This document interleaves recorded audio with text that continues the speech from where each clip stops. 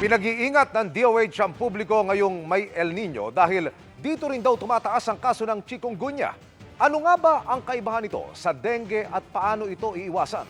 Tinutukan yan ni Mark Salazar.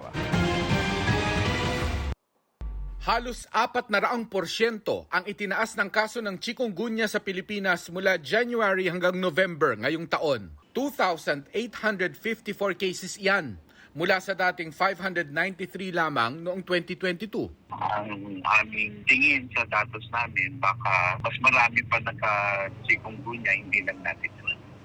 Yan lamang yung ating na-confirm. Sa Asia, pangalawa ang Pilipinas sa may pinakamaraming naitalang kaso, kasunod ng India na nasa number 1. Ang chikungunya ay isang viral disease na dala ng lamok na Aedes aegypti na nagdadala rin ng dengue.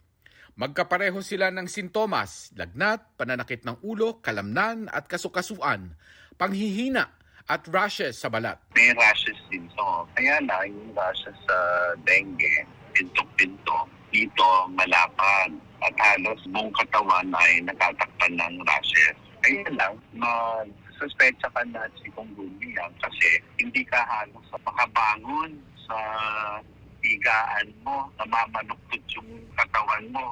Ang gamutan pareho din. Katulad ng dengue, inom ka lang ng paracetamol, supportive lang yan, pahinga, yung pananakit ng mga kalamnan ng joint pain, may mga alternative methods tayo, yung iba, sinetry yung massage para maibsan yung pain. Yung iba naman, maasa na lang na panandalian lang. Pero di gaya ng dengue, kapag nagka-chikungunya ka na, hindi na ito mauulit. Wala rin na italang namatay dahil sa sakit.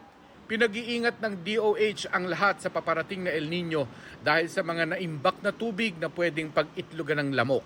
Hindi dahil sa walang ulan, kundi mag-iigib o mag-iimbak ng tubig ang mga tao at kung saan merong tubig ay nandun ang mga lamok. Kaya nga kailangan ay dengue-proof ang mga pag-iimbakan ng tubig para hindi dadami yung lamok at hindi po nila ikakalat yung virus. Para sa GMA Integrated News, Mark Salazar, Nakatutok 24 Oras.